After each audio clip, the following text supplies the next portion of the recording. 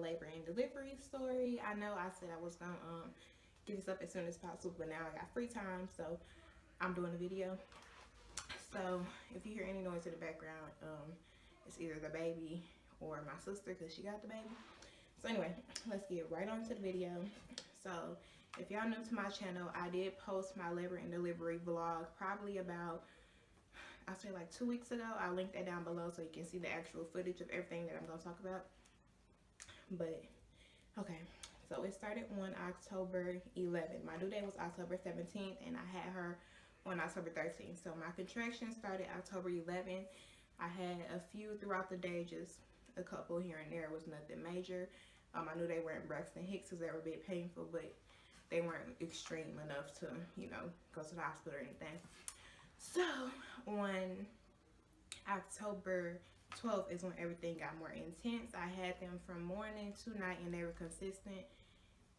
They went from 5 to 7 minutes apart, lasting probably like 40 seconds to a minute long, and then they went to 3 to 5 minutes apart, lasting like a minute long each, and that's when I went to the hospital. So LeClair, that's my boyfriend if y'all new to the channel, he went to work for third shift, so he wanted me to keep him updated if anything was to happen. So I was sitting here at home, like basically going through it from like 9 to 12 by myself, but it was okay because I had bad period cramps, so my contractions weren't, you know, intense to me. They were in my back. That was about the only thing that really got to me. It got like around, I'll say 11 o'clock. I got hungry because I've been exhausted all day. I was just going through the contractions all day, wasn't getting no sleep, nothing. I was just exhausted. So it got to like around 11 o'clock, and that's when I wanted to eat something. I had just did a grocery haul and I bought some crab legs. If y'all know or watched through my entire pregnancy, y'all know I craved crab legs like greatly. Like I really wanted crab legs all the time. So I'm like, let me make this last bag of crab legs before I go into labor because I ain't gonna be able to eat them then. So I made me a bag of crab legs. Yes, I did, while I was contracting. So each time I had a contraction, I'll just, you know, stop eating. I sit there and breathe and rock. That's what helped me. I had to breathe and rock back and forth. That's all I could do. So I breathed and I rocked and I ate my crab legs. Once I was done, my contractions felt like, y'all know how y'all have like a real bad stomach ache. It felt like that. Like y'all go to the bathroom really bad. So your stomach will tighten up real hard and then it will release. So I'm like, I need to go to the bathroom. So I was scared I was going to have this baby because I'm like, let me not push because I don't know how far dilated I am. I don't know what's going on. But I went to the bathroom anyway. And when I went to the bathroom, clumps of my mucus plug was coming out. Big clumps of it. So I'm like, let me call the doctor.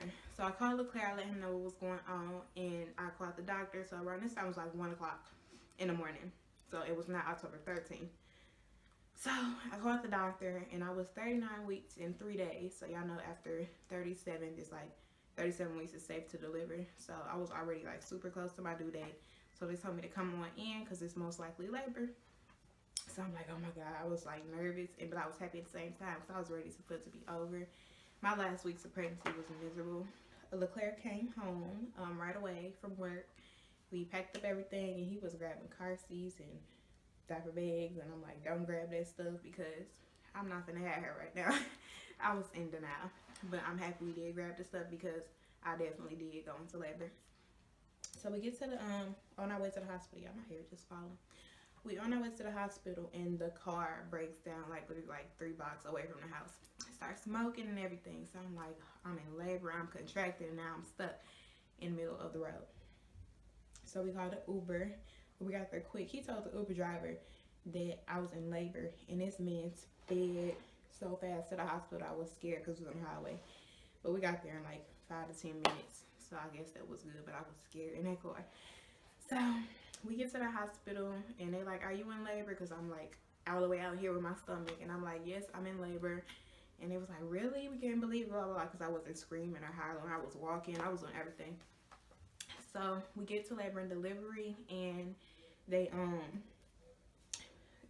had me get changed right away into the gown and everything, and they hooked me up to the monitors right away. And once they hooked me up, it was picking up all my contractions, and both our heart rates was skyrocketed high. So they told me I came in just in time. If I would have waited, something could potentially happen to the baby and also me. So I was so grateful to get there in time. So they hooked me up to the monitors. They got me on fluids right away in my IV, and that dropped our heart rate. And they said if that wouldn't have worked, I would have to get the emergency C-section right away. So I was happy. I'm like, yay, I'm finna just progress and I can do it natural. And I was just happy that our heart rates had adjusted correctly. So fast forward, that was like around 2 o'clock. So now they came and checked my cervix like around like 2:30, and I was only 1.5 centimeters dilated. So all those contractions I was having wasn't doing much, so that wasn't fun because I was going through it basically for nothing. So let's see, we get to like around, I'll say like 5. Nurse came in and checked on me again. I was still on, I was at 2 centimeters at that time. So like 5 o'clock in the morning, I had dilated to 2. And I had to wait until my doctor came to decide like what they wanted to do as far as my labor go. So my doctor didn't get into the hospital until like 8 o'clock. So when she got in, they came in, and at this time I was going through back labor really, really bad. It was like getting intense. And when I was in the bed, that wasn't helping me. I couldn't like really move how I wanted to. I just had to like lay in the bed and go through it. So they got me on a ball, and I'm just bouncing. You'll see that in the labor delivery vlog. And that was what really helped me. In my contractions, I had to like move. I could not sit still. I like had to rock or I had to bounce on something. So they finally got me a ball, and I was perfectly fine after that. And but the contraction was coming like back to back, back to back, back to back. So I'm like, oh my God, like I'm thinking about this epidural. When can I get it? Or can I get some pain medicine? So my doctor was coming at 8 o'clock. Like around this time, I'm asking the nurse what can I get at 7 o'clock, and she was like, the doctor's coming in, and she actually wants to break your water. So if you want to get the epidural right now, you can. I'm like, yes, give me the epidural. So my doctor came, she checked me, and I was at 4.5 centimeters, like almost 5, she said.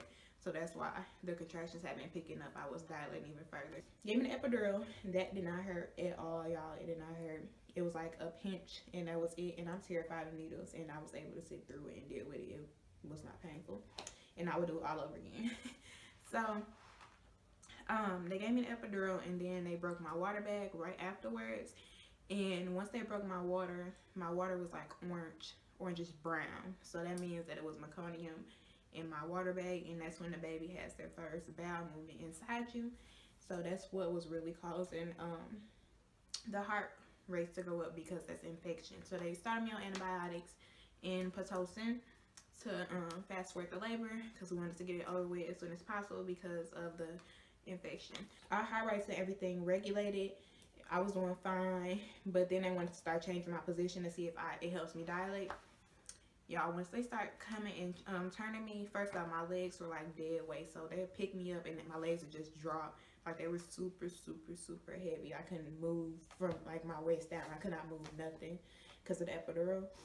So they had to call multiple nurses in to move me. I felt like I was just a big old whale. I was already huge, and then now my legs have filled up with fluid, and my feet like were super, super swole. I wish I had a picture, but if you watch the labor delivery vlog, you will see how swole everything was. I was super swole.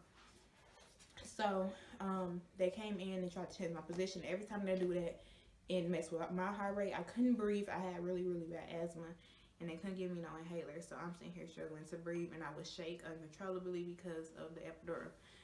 So they got to the point where they didn't want to move me no more. So let me fast forward. So that was like around from 10 to, I'll say like 1. They just kept trying to change my positions and help me dilate more. They gave me a balloon to keep my legs open during the labor. Nothing was really helping. So let me go to like 3 o'clock. 3 o'clock they wanted to come in and insert an internal monitor to make sure the baby was okay and monitor her more closely. Once they did that, I bled really bad because they inserted it down there.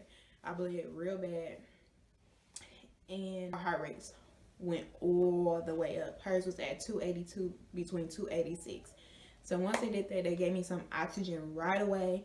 They stopped what they were doing with the procedure, And that nurses were just looking at each other like, what should we do? They know what to do, because at that point my child could have passed and I could have passed also, because both our heart rates was like off the charts.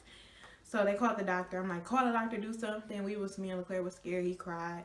I'm just sitting there like I couldn't do nothing, like just sit there and try to stay calm, because if I was to work myself up even more, it would have been terrible. So they called my doctor, and my doctor got there right away, and she's like, we have to go do the C-section right away, like right now. So I'm like, oh my God, I didn't want the C-section. I was just hurt. Like I wanted to do it. I wanted to have a vaginal birth, basically. I did not want a C-section because it's more dangerous.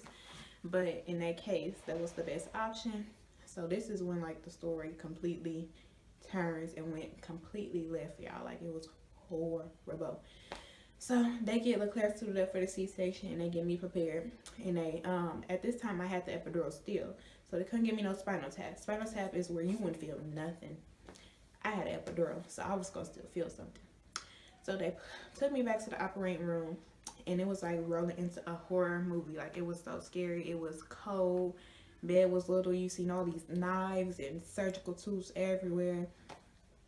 Doctors were putting on masks, so they just looked like scary movie characters. I was scared, y'all. And then they I have no clothes on. They took all my clothes off, and they strapped me to the bed. At that point, I'm like, what is gonna happen to me? What is going on? Why am I getting strapped? And now I realize, like, if they wouldn't have strapped me to that bed, I probably would have jumped off that bed, like numb legs and all, because it was horrible. I can't say no other word besides horrible. It was terrible. So basically, what they pumped into my epidural was morphine, but it didn't work for me at all. Through the entire C-section, it did not work for me. So, she started my incision on this side. She was like, do you feel anything? I'm like, yes, I feel you cutting me open. Yes, I'm screaming and everything. So she tried this side. This side was completely numb. I didn't feel nothing. So she was like, okay, we're going to go ahead. Just completely ignoring that this side is not numb. So she continued. So mind y'all, I feel everything. So them moving my organs around and cutting me and clipping me and doing all that, I felt it all. Like literally, I like no lie, I felt everything. Like it was a nightmare. Like it was like I was not there. So basically, he pumped so much morphine into me. LeClair sitting right here. He was kept asking if I was okay, if they could do anything else for me. I'm sitting there asking and begging for it to be over, everything. And they couldn't do nothing else because they had gave me like the maximum dose of morphine. So basically, I would be wide awake, and then I would knock out, and then I'll wake up from the pain screaming. And that was just the whole process through my entire C-section. I'll fall out, wake up, fall out, wake up. Horrible, y'all. It was terrible. I wasn't wishing on my worst enemy. It was that bad. So then it got to the end finally, and they stitched me up. I felt all of that, but I wanted to do skin to skin right away, but I couldn't even keep myself woke. I couldn't deal with nothing. Like I was so limp and everything. So I told LeClair to get her right away. And through the entire C-section, the only time I dropped a tear was when I heard her cry. I couldn't even cry from the pain. Like, it was horrible. It was like you couldn't cry. You couldn't do nothing but, like, just wish for it to be over with. Y'all, I would do it all over again because I love my child. But it was an experience like no other. Like, oh, my goodness. Labor was, I rather dealt with the contractions forever than that C-section. It was that bad. But I'm happy that me and my child came out healthy. C-sections are rough. I don't like when people say that it's the easy way out because it's definitely not. You have to take a long time to heal. The healing process is just a process in its own. So it's definitely not easy at all. I salute everybody that got a C-section because I know how hard it is. And I'll do a whole video on the C-section and how I recovered and how I basically went through that process because that was rough too because I ended up getting an infection on top of taking care of a newborn. So it was definitely rough, but we're better now. She came out healthy. She didn't have to go to the NICU. She was 20 inches long and 6.9 pounds. So she was a healthy baby girl, and we was great. So we're both doing fine. She's now a month and 2 weeks old. I will be doing her 1 month update coming up soon, probably right after this video. And we will be doing Vlogmas, so stay tuned. So now I'm going to go ahead and show you her, and then I'm going to go ahead and end this video.